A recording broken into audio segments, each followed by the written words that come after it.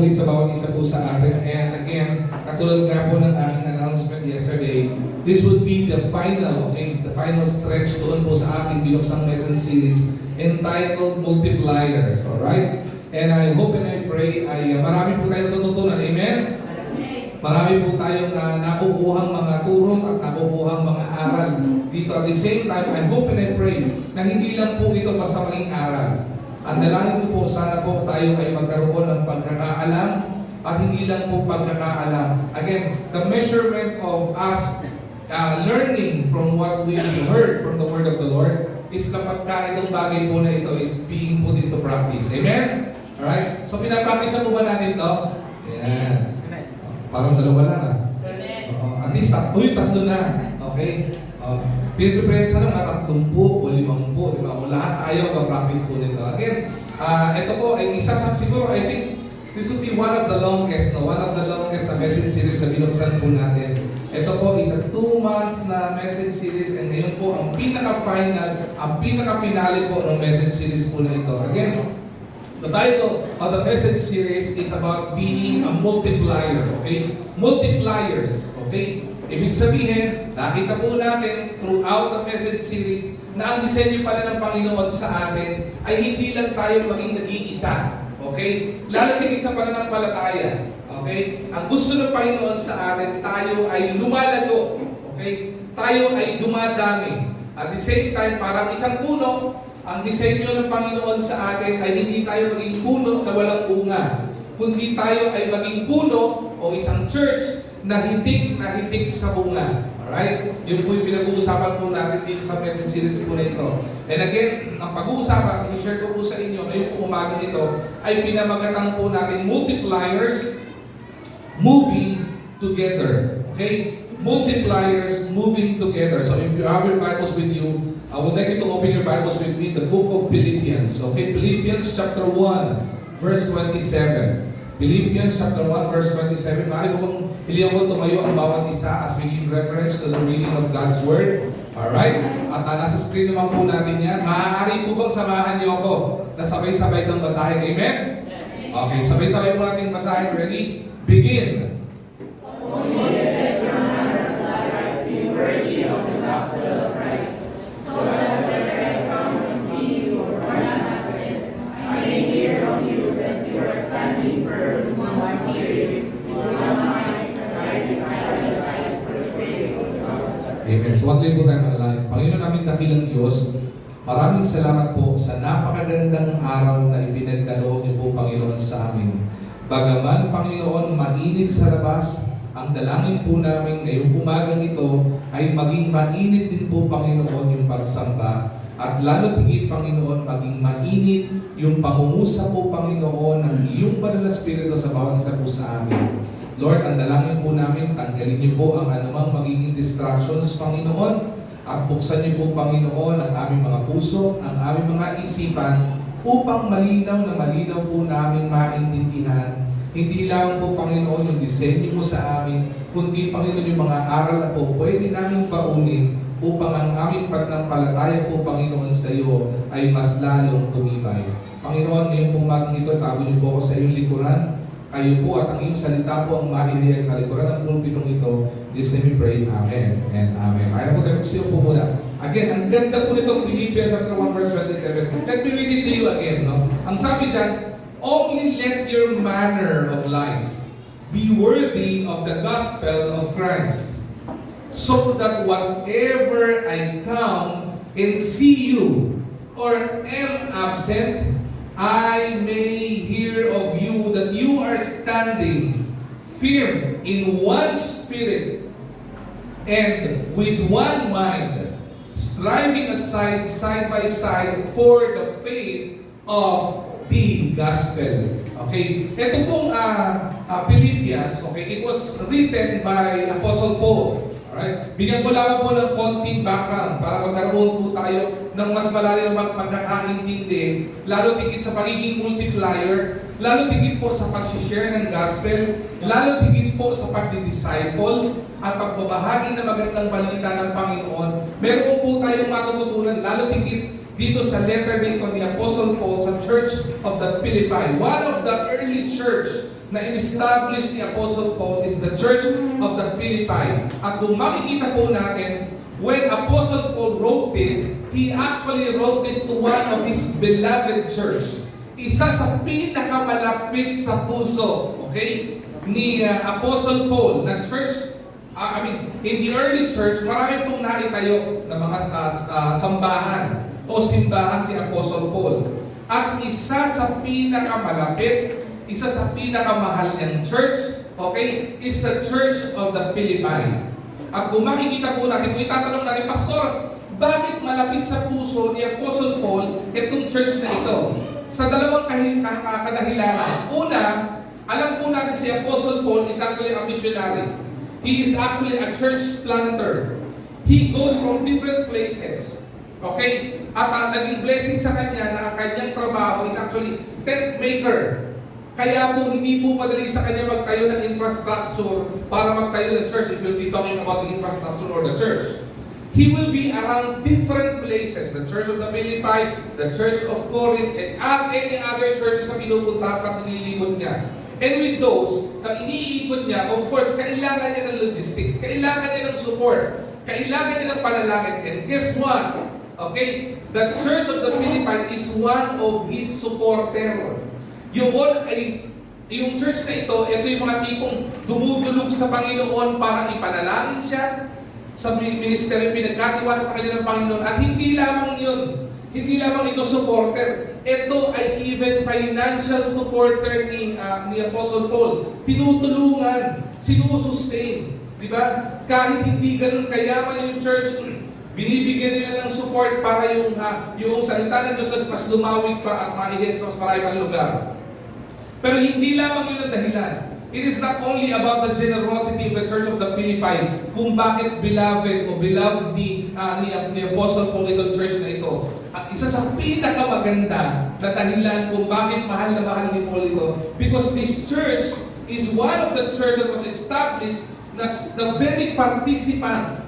Okay? Ibig sabihin, kapag may gawain, hindi po nagdadalawang salita si Apostle Paul. Kapag ka po tumatawag ng pag-share ng gospel, hindi po nagdadalawang salita si Apostle Paul dito.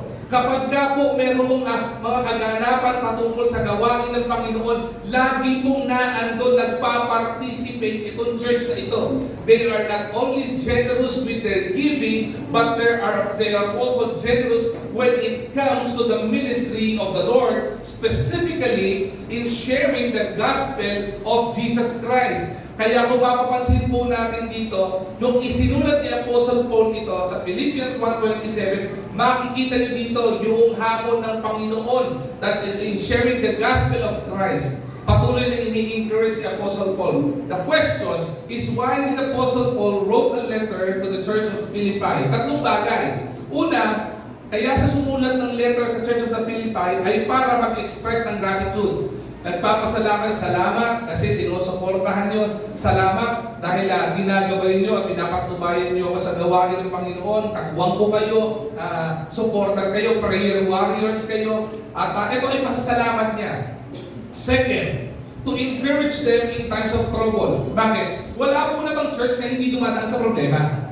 Katulad po ng isang tao, wala pong tao na hindi dumadaan sa problema. Alright? Kaya po ang ginagawa ni Apostle Paul dito is that he wants to give encouragement. He wants to give exhortation doon sa mga pinanghihinaan ng loob na nasa Church of the Philippi. At yung pangatlo, Apostle Paul wants to urge, gusto niyang i-encourage yung mga taga-Church of the Philippi to become united in humility. Bakit po? Kung bubuksan yung Bible nyo, ibabalik nyo ng konti, o i-forward nyo ng konti. In Philippians chapter 4 verse 2, makikita nyo po dyan, si Euodia and Syntyche, okay, is likely in disagreement. Meron silang pag-aaway. Katulad po ng maraming churches. Alright? Even though this church was beloved by Apostle Paul, okay, this church is not perfect. Okay? Hindi ito perfectong church. And you cannot find any church that is perfect. Okay? Bakit po? Sasabihin nyo, walang perfectong church. Bakit? Kasi naandun tayo. Alam niyo po kung bakit? Wala na pong tao perfecto. So paano po tayo makakahanap ng perfectong church? Kaya nga po sa Bible, meron pong sinasabi, the perfecting of the saints. Dinidevelop ng Panginoon yung spiritual maturity natin. Saan? Sa bahay ba? Dinidevelop ba ng Panginoon yung spiritual maturity natin? Sa trabaho ba? Ang sabi ng Panginoon, in the church. Okay? Kaya ito po yung habon ng Panginoon sa Church of the Philippi. Maging united sila, patuloy silang maging united, at matuto silang magpakumbaba. Dahil I think, one of the issues of Euodia and Syntyche would be yung kanilang disagreement kasi nagpapataasan sila ng pride. Okay? Nagpapagalingan sila.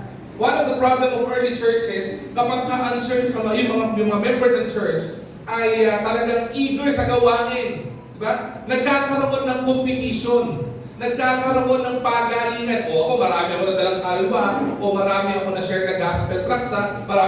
Hindi po dapat ganun. Kasi sabi ng Apostle Paul, maganda yung nagkakaisa kayo, maganda yung nagkakasundo kayo, at maganda na sa kabila ng inyong mga nagiging accomplishments, alright, ay natututo pa rin po kayong magpakumbaba. Alright? Hindi po.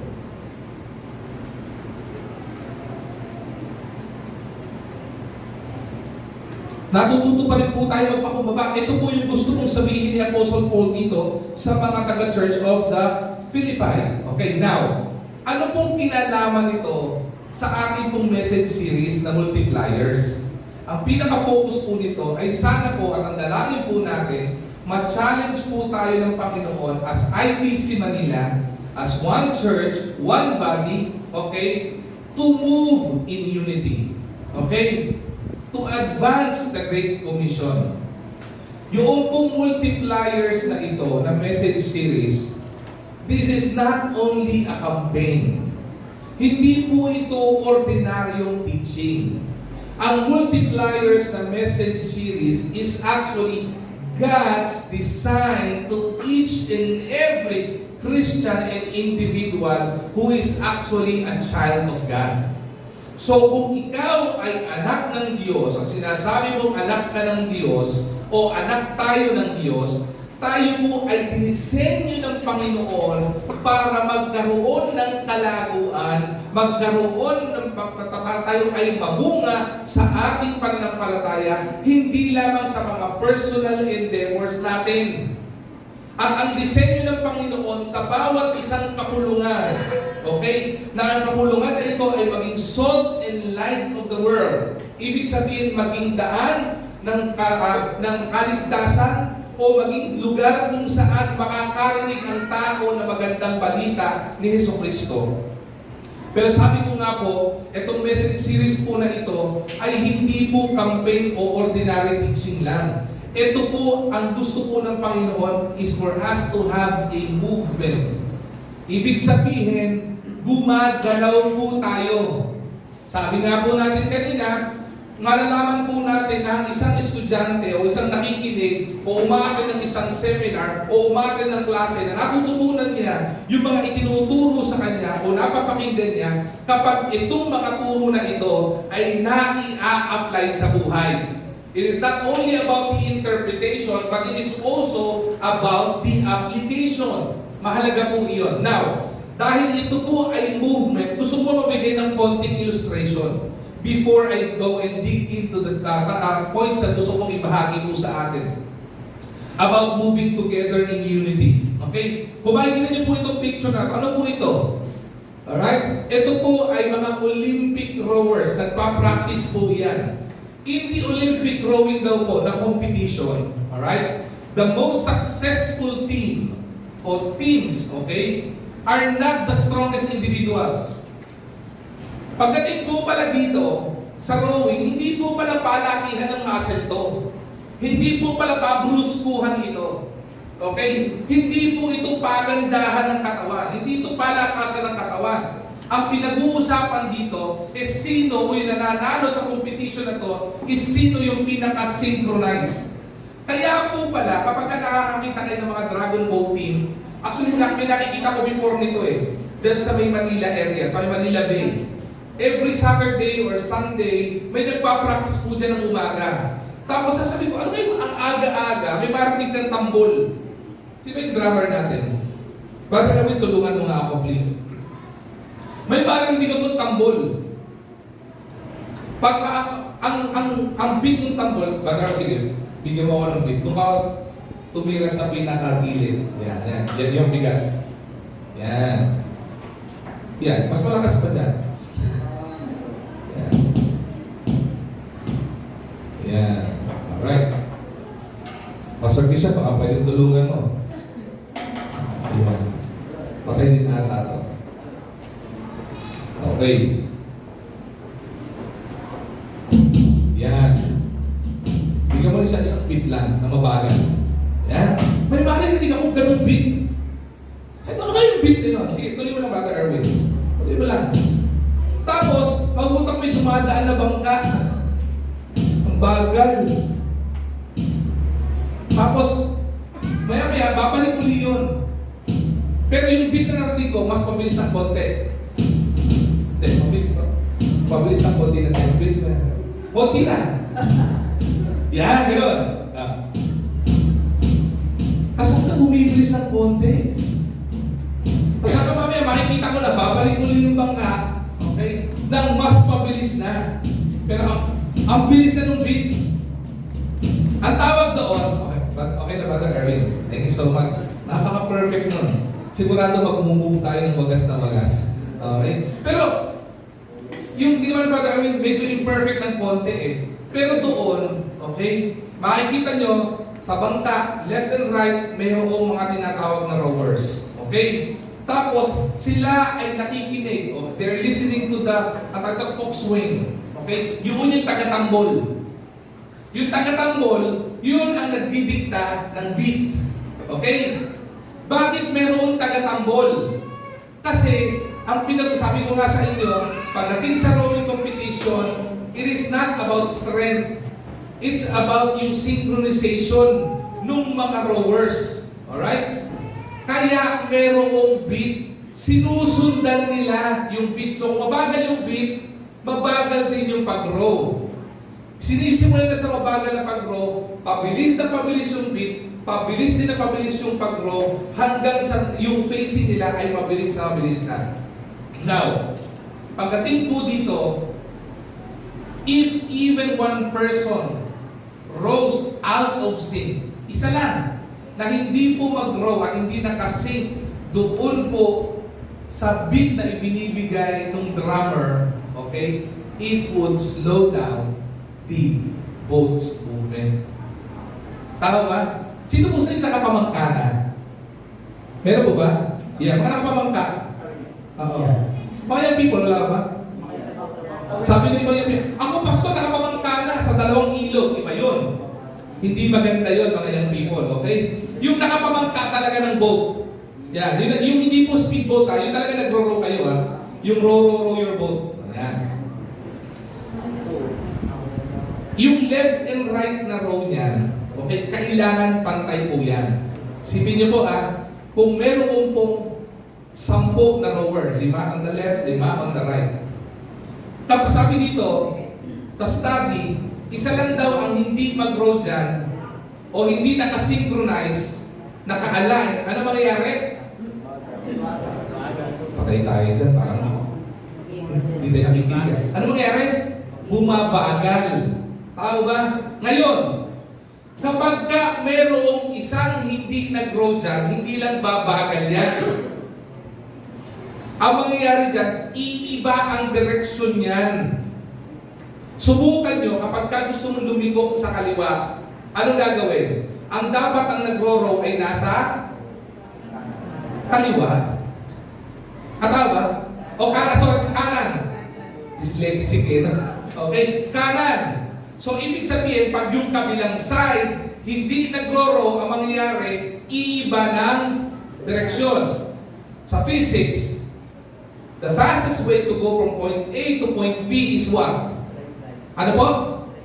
A straight line. Kung gusto mong pumunta mula sa lugar na to hanggang doon sa airport na to ng mabilis, ang dapat direksyon ko, straight line. Tama ba? Kapag lumiko-liko ako, mas tatagal yung oras ko pag sumigsag ako.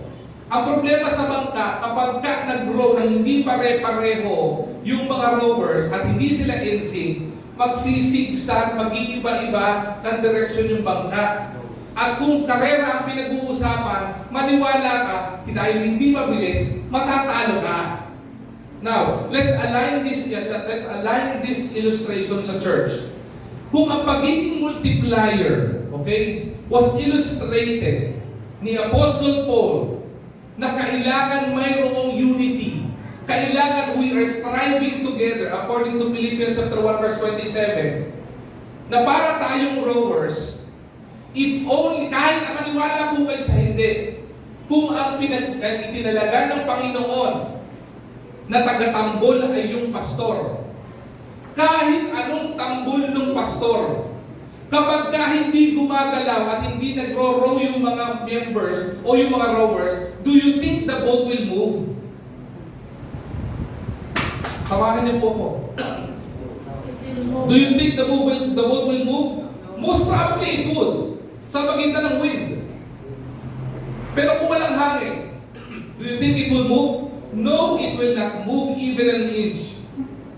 Hindi po gagalaw yan. Now, there would be a lot of churches, ganun po ang kaso.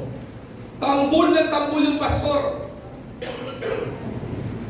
Walang ginagawa yung pastor kundi mag-share ng gospel sa pulpit, mag-share, ibahagi yung vision ng Panginoon. Kahit anong sigaw ng pastor, kahit anong sigaw ng mga evangelist, kahit anong encourage ng mga tao na nagpipreach sa pulpit, kapag yung mga miyembro hindi nagro-row, hindi gagalaw yung barko. Kahit anong preach sa likod ng pulpitong ito, even the word of the Lord will not return void, but the members and the rowers will not row and move, the church will not grow.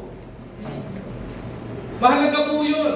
Kahit maganda putol po ang lintin ng mga pastor dito, hindi po gagalaw ang church. Sabi nga po ng karamihan, nasa Diyos ang awa, pero nasa tao ang gawa.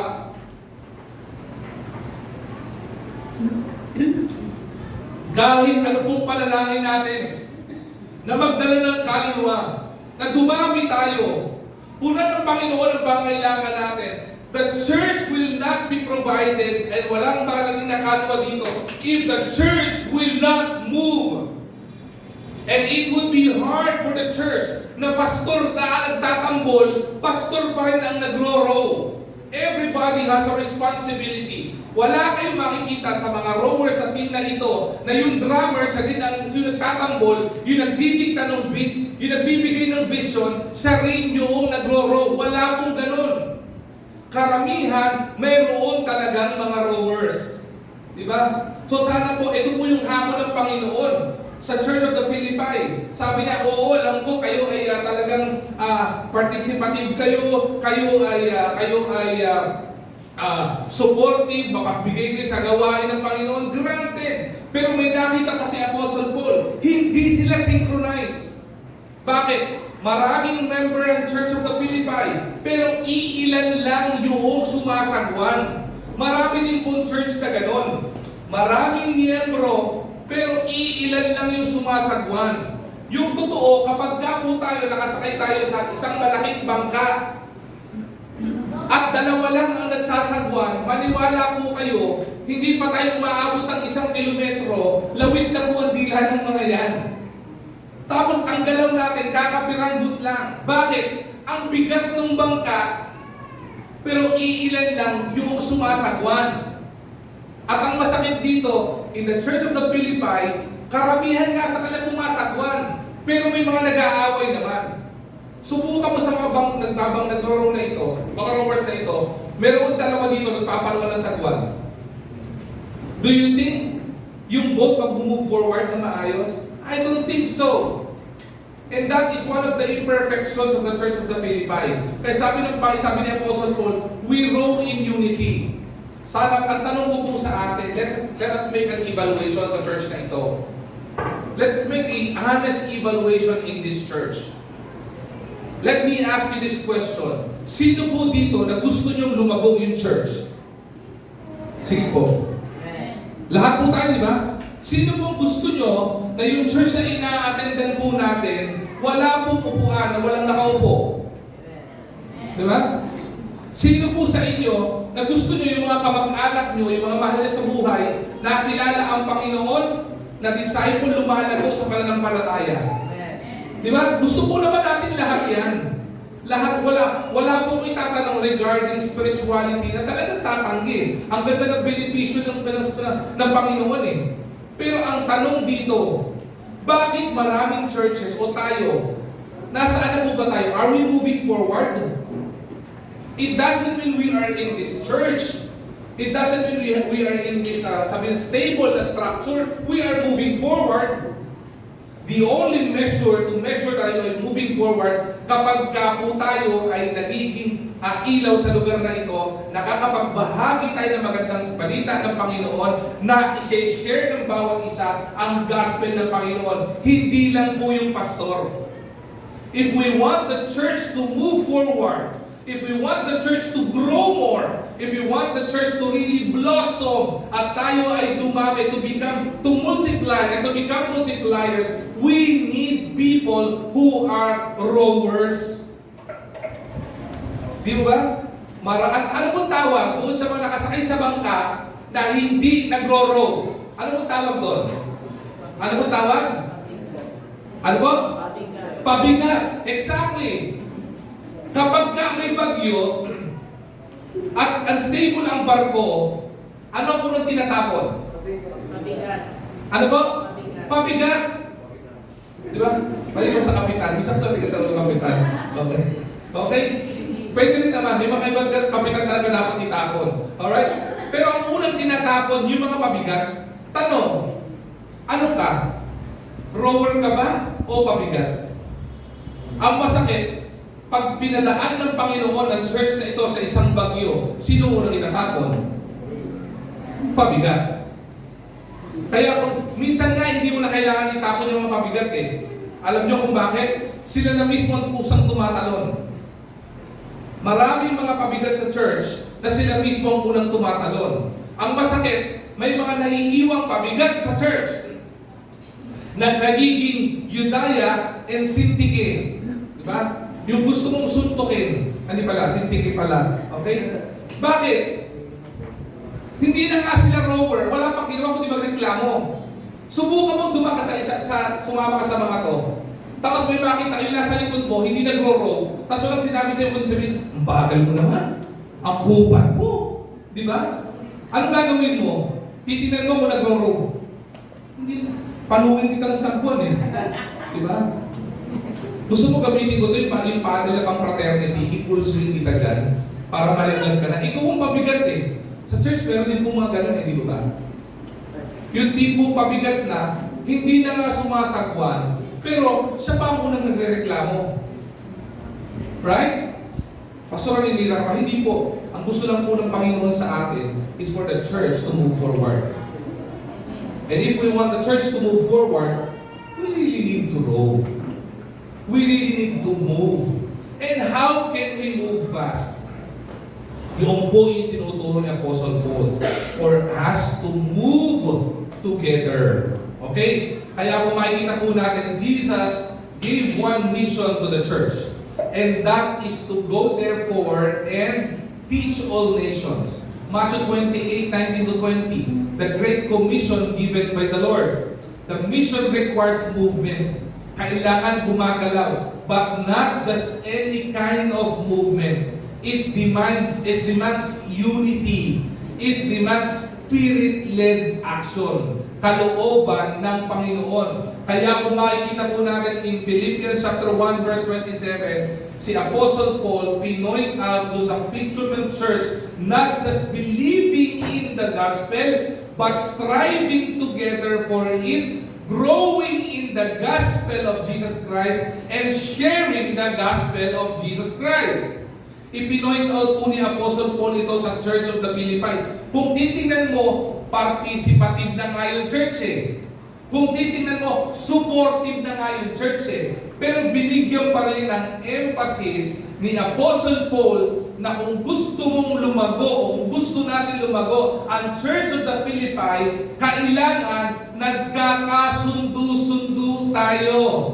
We are in one accord. We are united. We are not only supporting the pastors or the leader of the church, but we are supporting the mission of the Lord to the church for us to become multipliers of Jesus Christ. God doesn't bless, makinig po kayo maigi dito ha. God doesn't bless division. Hindi pinagpapala ng Panginoon ang church na naghihiwa-hiwalay. God doesn't bless a church full of distractions. Hindi po pinagpapala ng Panginoon. At lalong hindi pinagpapala ng Panginoon yung church na walang ginawa kundi mag-delay. Diba? Yung mamaya na, share tayo ng gospel, bukas na. Mag-disciple tayo, nahihiya ako. Diba? Hindi pinagpapala ng Panginoon ang division, distraction, and delay. Ang binibless ng Panginoon na church, listen to this carefully, mahalaga po ito. Ang pinagpapala ng Panginoon na church ay yung church na devoted. Okay? Devoto sa Panginoon. Devoted with direction and with determination.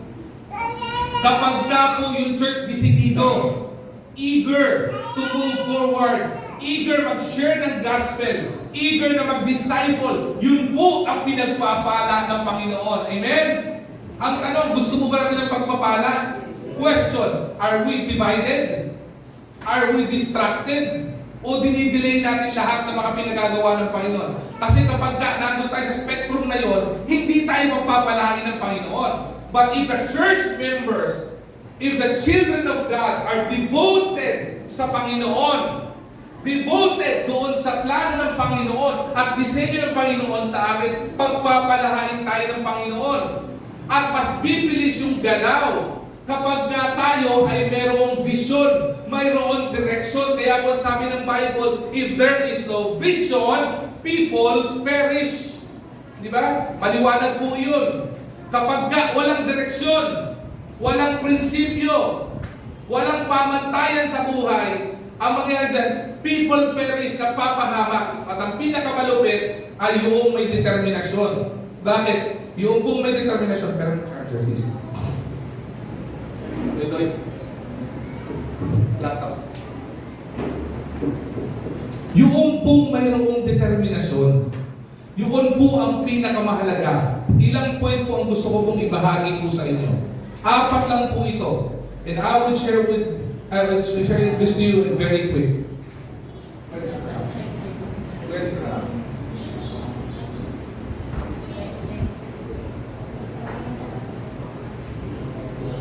Yan, salamat ang pogi mo. Di pala abot. Yan. Ayan. Paumanhin po ha. At palupat ang aking laptop. Yan. Dahil di ko nakapagpaabot, mas pogi nila ito eh. Ayan. Ayos, amen ha. Siguro magpapaibulos ko ito, kaya ganito. No? Tama? Susunod, hindi na ito magkasaksak ng laptop. Susunod, diba?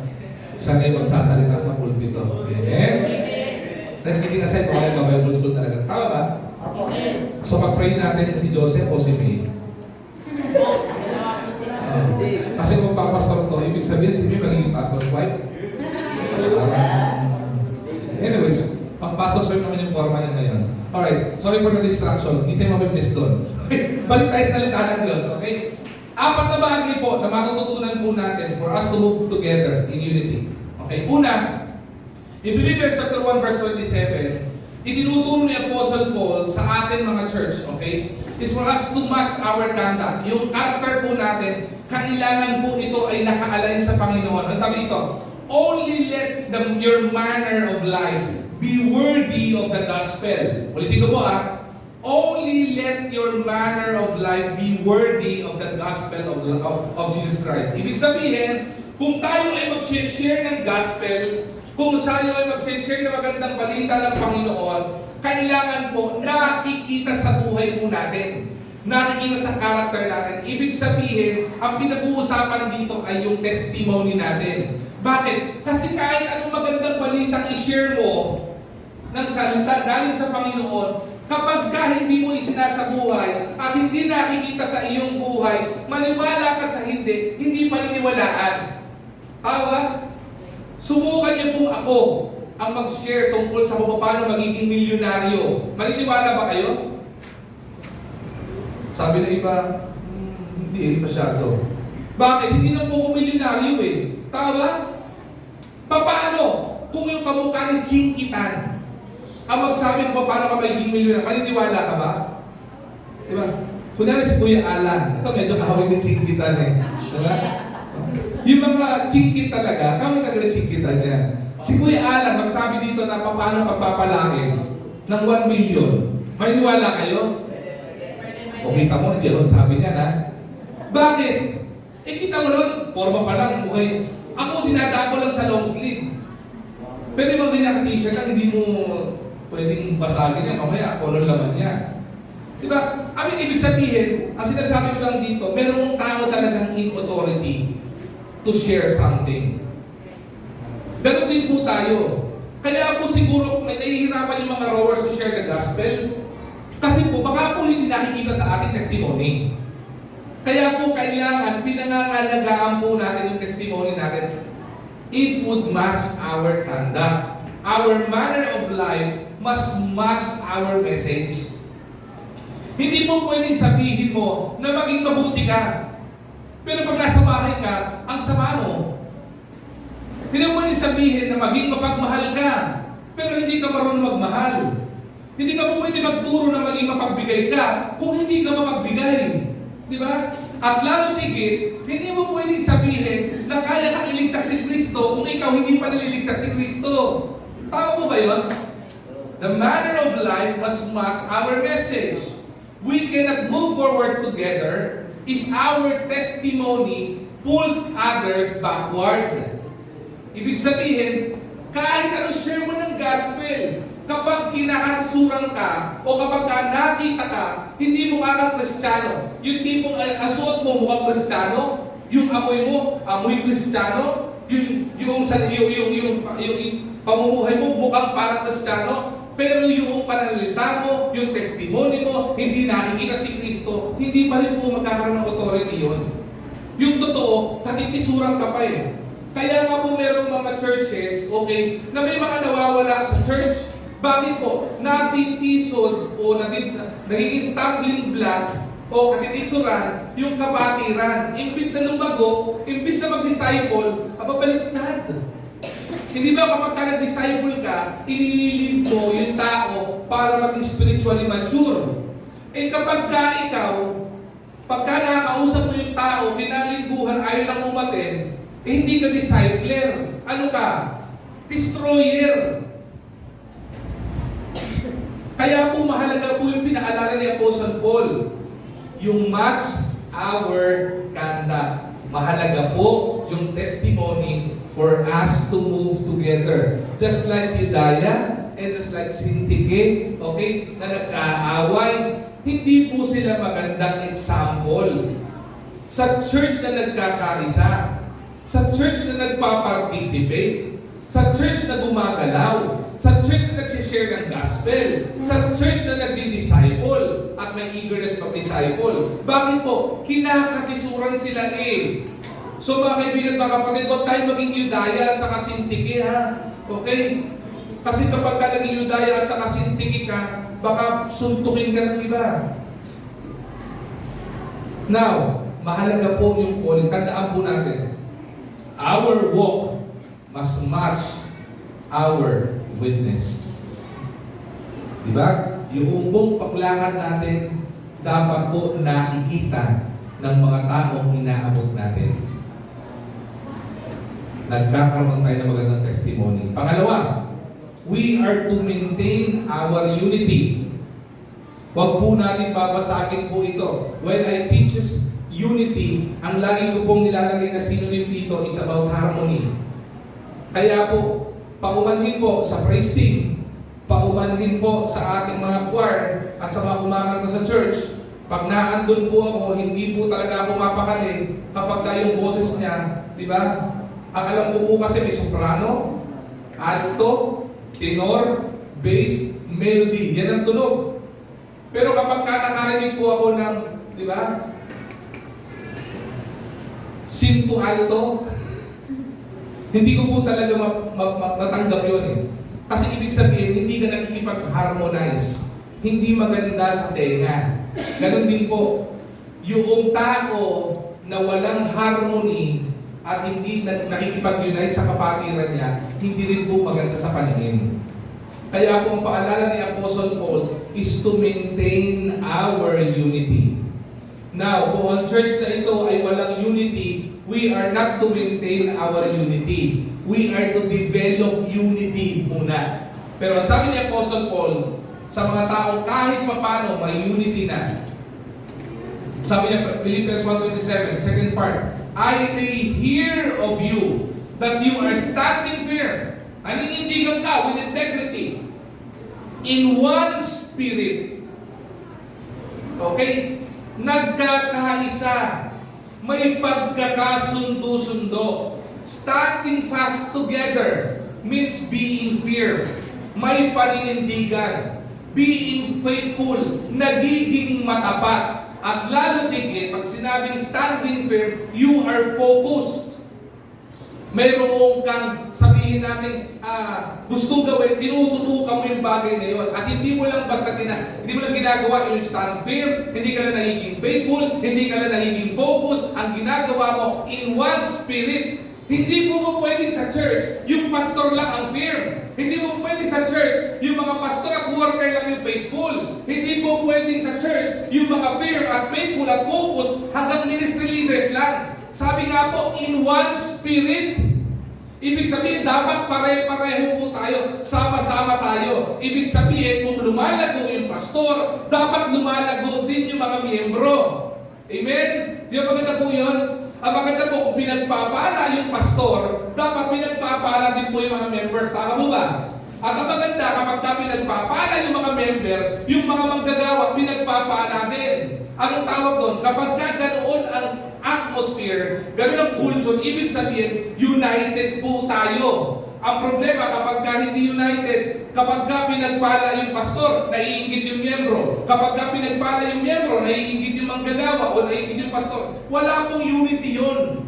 Nagkakaroon ng competition. Standing firm, being faithful, and being focused should be in one spirit, in one accord. Sama-sama po tayo. Walang iwanan.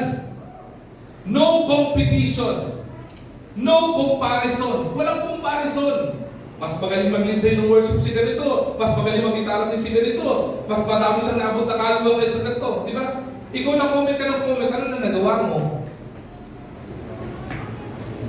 Walang competition. Walang comparison. Ang pinakamaganda, just cooperation.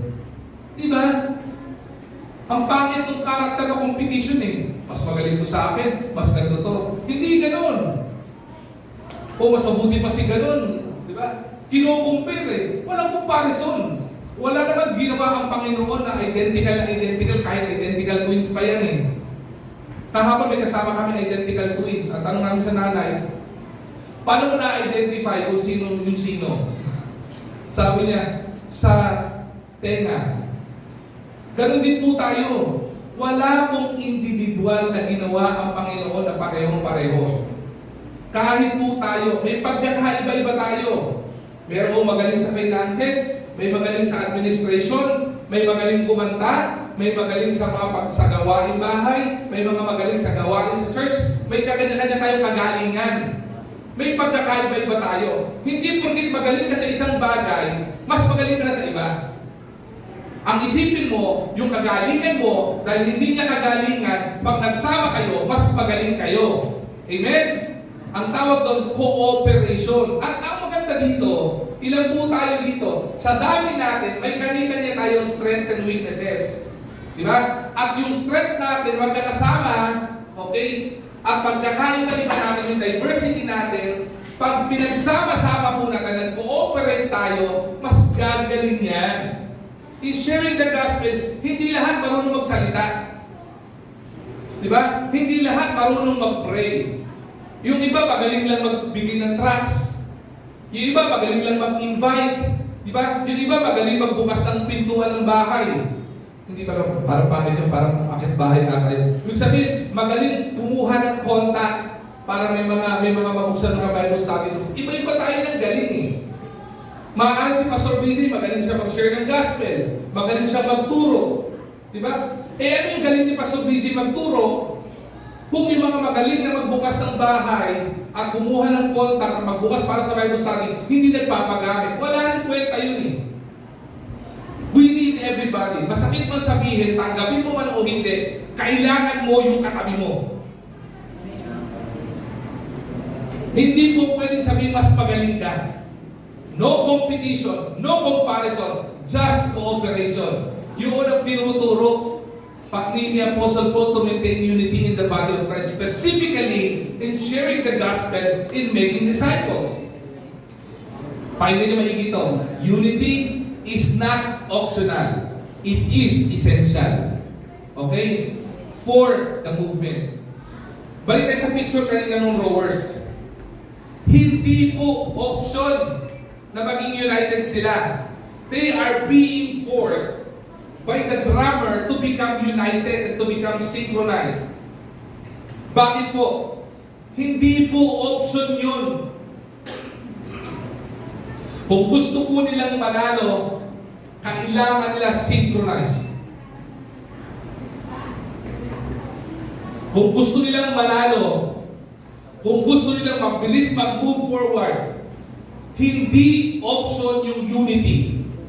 Kailangan po iyon. Church, kung gusto natin lumago, kung gusto natin pagpalain, kung gusto natin makamtan yung disenyo sa atin ng Panginoon to become the salt and light of this world, kung gusto natin ma-experience natin to become multipliers of Jesus Christ, unity is not optional. It is essential for us to move forward. Amen? Third, pangatlo po, na reminder po sa atin as we end this message series is for us to merge our minds. Ano sabi ni Apostle Paul, Philippians 1:27, third part? With one mind. Ano pong ibig sabihin nito? Ang gusto ko ituro ni Apostle Paul dito ay, okay, hindi lamang po yung unity. Bahagi ng dahilan kung bakit hindi united ang mga tao dahil may kani-kanina tayong kuro-kuro. Amen? Tama ba? May kanya-kanya tayong alam eh. Pagka ang engineer, isinara mo sa doktor, hindi po pwede yung engineer na mag-opera.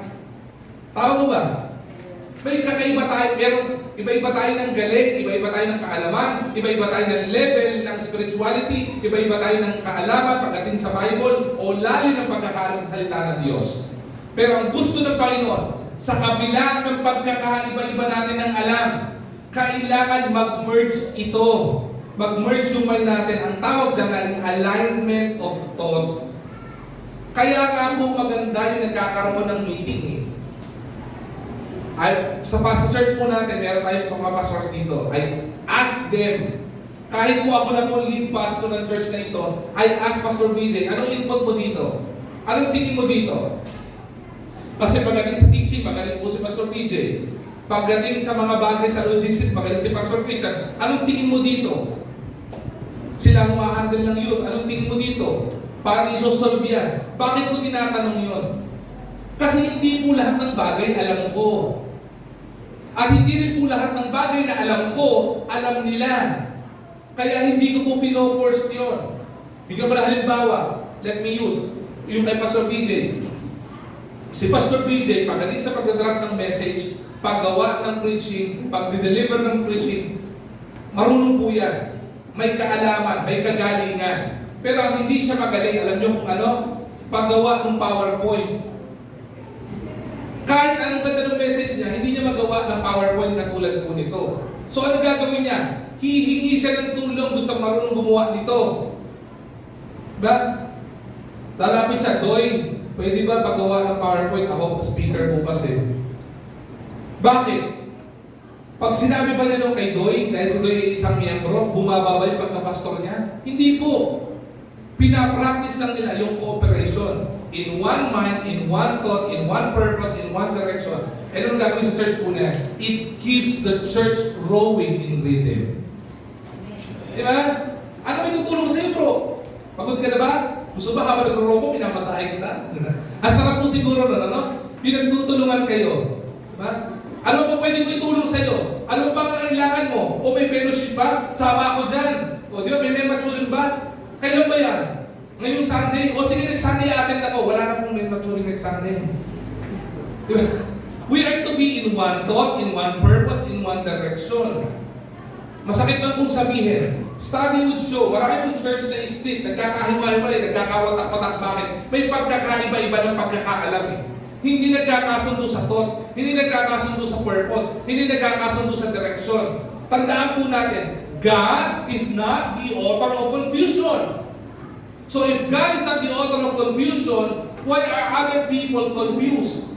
Bakit? Kasi po natin one thought. Ang masakit po nito, a divided mind, makinig po maigi dito, a divided mind leads to a distracted mission.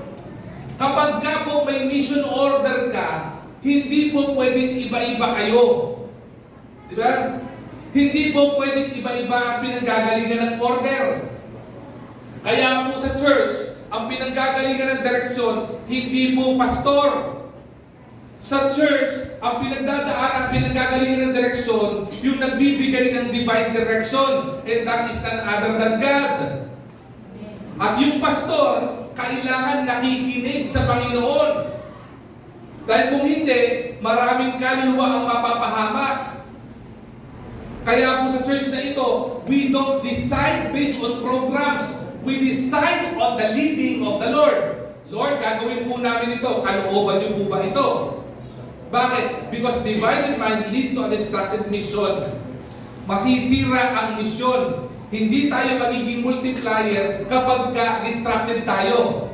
Hindi mapupunan ng kaluluwa yung mga upuan na yan kapag distracted tayo. Hindi tayo makakapag-share ng gospel kapag distracted tayo. Hindi tayo makakapag-disciple kapag distracted tayo.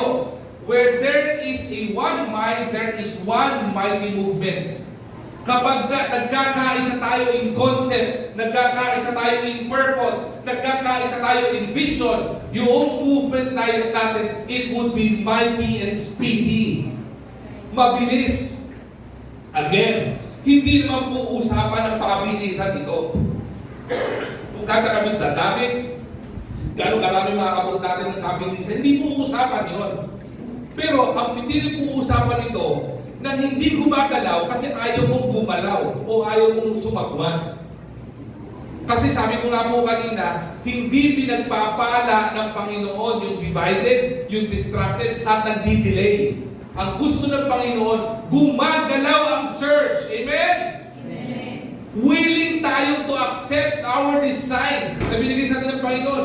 Nung dinisenyo tayo ng Panginoon, purpose niya yun sa'yo. Yung unang plano niya sa'yo, gusto niya maging successful ka. Gusto niya pagpalain ka. Gusto niya yung endeavor, paano pagpapalain kung distracted ka? Wala kang ginawa kung di babayana. Wala kang ginawa kung hindi naman devoted. Diba? Paano ka pagpapalain ni Lord? Alright? Merge our minds. At ang pinakapanghuli po, at ang pinakamaganda, move with the vision. Or move with vision. Philippians 1:27, last part, ang sabi diyan, striving side by side for the faith of the gospel. Okay? Kung makikita niyo po yung picture ng mga rowers, they are side by side. Hindi po sila sali-saliwa. Kailangan pantay po sila. Balikat sa balikat, arms with arms. Bakit po? Para po synchronize ang magiging movement po nila. Not just moving ang sinasabi ng Panginoon dito. Ginamit lang po natin yung word na moving. Pero mas malalim pa yung ginamit ni Apostle Paul dito. In movement, ang ginamit ng synonym sa movement or moving is striving. Di ba? Nagle-labor. Di ba? May sense of urgency. Merong devotion. Merong eagerness to share the gospel. We are striving. Ibig sabihin, ini-exhort natin o ini-exhaust natin lahat ng possible effort na meron tayo. Even our resources. If God designs us to share the gospel, kahit ubusin natin ang pera ng church nito, just to share the gospel of Jesus Christ, that is what you call striving. Di ba? Yung kahit ito na lang ang finances mo, gagamitin mo pa sa pag-share ng gospel, ang tawag doon, striving. Yung kahit nahihina ka, alam mo, mahina ka, wala kang masyadong kakayanan, di ba? At ginagawa mo itong bagay na ito, nag-share ka ng gospel, nagdi-disciple ka, ang tawag dyan, striving. Kaya nga po nakakatuwa po na makakita po, I've been posting this sa social media po natin. Last Sunday, if I'm not mistaken, or last Sunday, if I'm not mistaken, hapon, alas 2:30 ng hapon, kasagsagan pa ng init ng panahon. Yung po mga ladies natin, may mga senior citizen pa, lumabas sa street ng Manila, pinuntahan po yung mga magulang noong mga inaabot natin mga centers. Nag-share ng gospel sa kainitan ng hapon. Ang tawag ko po doon, hindi po lang ordinary effort. They are striving. Bakit po? Kailangan pong gawin eh. Kailangan mag-labor eh. Kahit na mayroong challenge, kahit na mayroong pagsubok, ako bilang pastor, I am also looking at your welfare. At tingin ko mas mamaya-maya na kayo lumabas, sobrang init, baka ma-stroke kayo. Diba? Pero sabi ng pastor, medyo kumulimlim na, labas na kami, okay po yan. Diba? Nakakatuwa makita yung mga taong gano'n yung striving. Hindi na baling ma-stroke sa gawain, kaysa wala nang ginagawa sa gawain, pero na-stroke pa din. Bakit? Hindi gumagalaw eh. Yung mga taong na-stroke, ang gumagalaw na nito, bibig. Subukan makakita ng taong na-stroke na full-blown stroke, gagalaw lang dyan bibig. Susubukan pa. Ganon din sa church. Kapag ang mga tao na stroke, walang ginagawa sa gawain, ang gumagalaw ng bibig. Walang ginawa kundi magreklamo. Di ba? Walang ginawa kundi, di ba? Punahin lahat ng bagay. Wala nang ginagawa, na stroke na sa gawain, di ba? Bibig pa gumagana. Sabi ng Apostle Paul, move with mission. Striving side by side for the faith of the gospel. Diba? Ang sarap makahanap ng kabady, di ba? Ang sarap mo kasama, bro, diba? Sama tayo, share ka ng gospel. Bro, samahan mo ako. Meron ako di-disciple. May bubuksan ako small room. Baka pwede kong kapartner ko dito. Baka ikaw pwede kong kabady dito. Ang ibig sabihin ni Apostle Paul dito is for us to labor with urgency. Bakit? Hindi po natin alam at walang nakakaalam kung kailan darating si Jesucristo. Ang tanong, kung darating si Jesucristo ngayon, handa ka na ba? Magandang tanong po yan, ano? Ngayon, kung kaya mo sagutin na handa ka na at alam mong palagit ka, ang tanong, handa ka bang iwanan yung mahal mo sa buhay na hindi pa nakakilala kay Kristo? Ngayon, kung handa ka, abay, may problema ka. Bakit? Baka sarili ka. Kasi kung mahal mo talaga yan, gusto mo kasama yan. Ako po, ang asawa ko, mahal ko yan. Kaya nga po, maraming pagkakataon, kung nasaan yan, handun din ako. Kahit nasa Bible study yan, as much as possible, naandun din ako. Kahit may trabaho ko, I've been working, basta nandun ako sa side niya. Bakit? Mahal ko kasama ko eh. Gusto ko kasama ko siya. Kahit puyat ako, iyahatid ko yung mga anak ko. Bakit? Mahal ko sila eh. Gusto ko silang kasama eh. At kung may gagawin man akong effort, na magbakasyon o whatever, hindi ko isipin ako lang sarili ko, makapabakasyon nga, iwanan ko muna sila. Hindi po, kasama ko sila, mahalaga sila sa akin eh. Everywhere I go, I want and I love their presence because they are beloved by me. I love them so much. Ganon din po, kung mahal sa buhay mo, mahal mo, abay kung palangit ka, maganda dapat kasama rin sa langit yan. Ngayon, kung hindi mo sinasama sa langit at hindi pa nakakilala ng salita ng Diyos yan, o yan po ay hindi pa nagkakaroon ng pananampalataya sa Panginoon, kung sakasakali dumating si Jesucristo ngayon, maiiwan yan. Hindi po ba? Kaya nga po we are to labor with urgency. Kailangan bilisan natin. Ang prayer ko nga po, alam nyo ko ano? Ito prayer ko talaga to.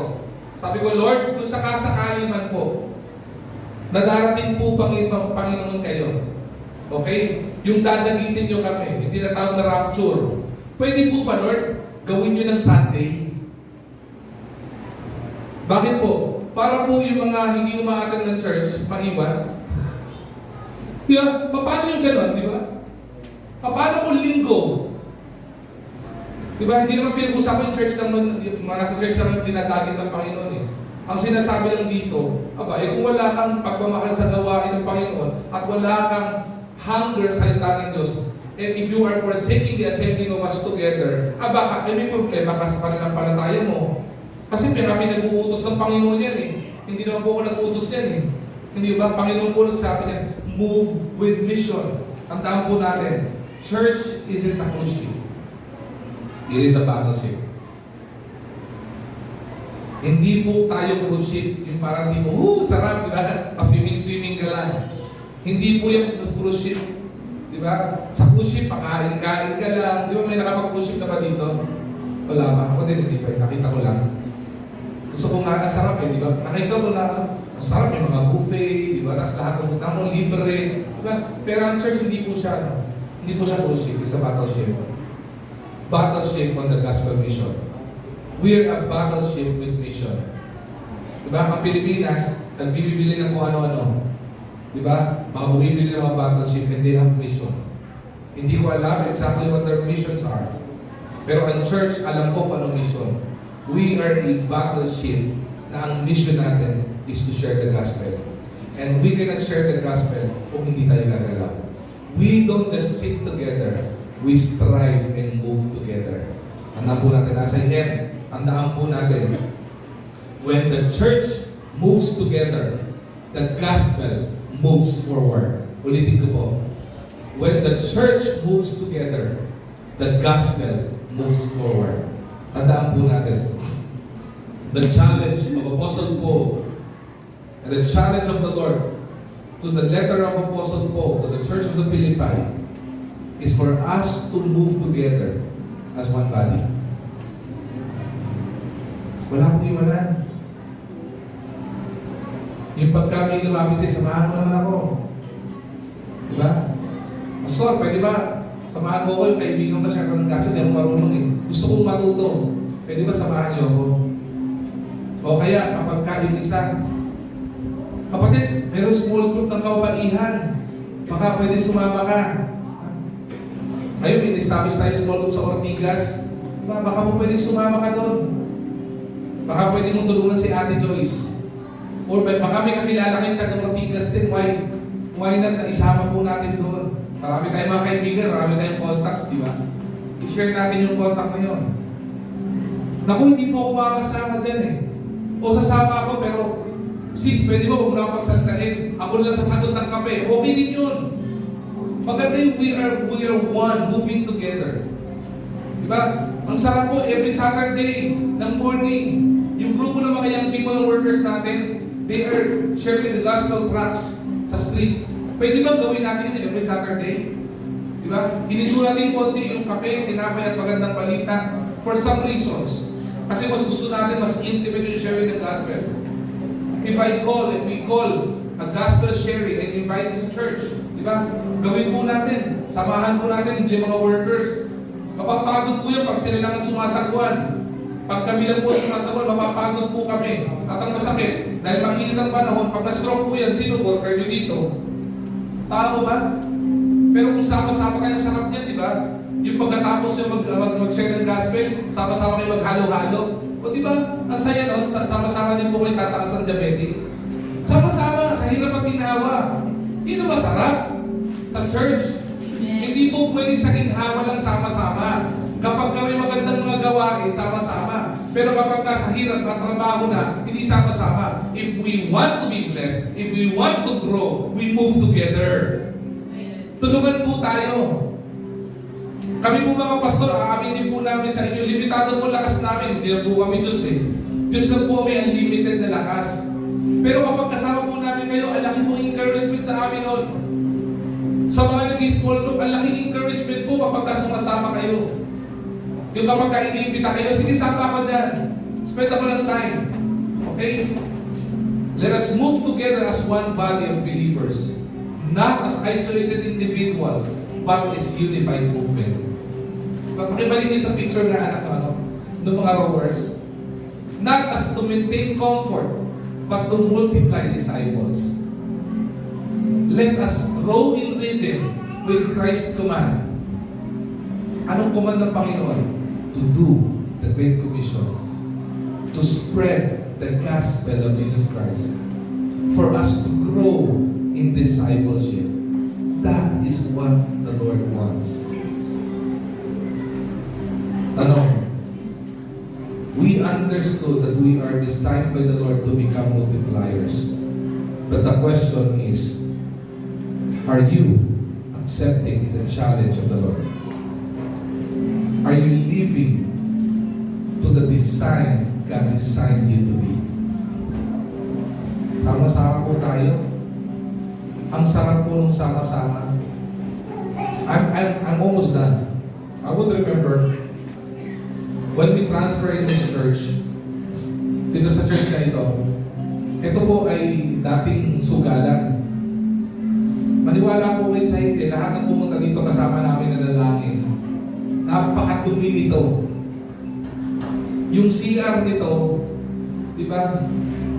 Sobrang dumi. Na talagang gagamitin ko term na to, nakaririmarin ang dumi. Kaya nga inasay namin na si Kuya Tanyel Tanyel, ito ang duty mo. Kaya yung linis na yan, si Kuya Tanyel ang umilinis yan. Diba? Para malaman niya kung malinis na yan, anong ginagawa niya? Didilaan yan. Linis na, pwede. Hindi. So, bakit yung ending mo Tinatrabaho talaga niya. Pero I would remember, sa dumi nito, sa kalat sa lugar na ito, sabi natin, ilipat na tayo sa church. Kailangan Sunday nandun na tayo. Pero ang dumi ng church. Pwede ba samahan nyo kami na maglinis sa church? Maniwala kayo, everybody came. May dalang walis, may dalang martilyo, di ba? May dalang pagkain, tama as Kuya Dave. Di ba? Dala-dala yung sarili. Hindi alintana yung init ng panahon.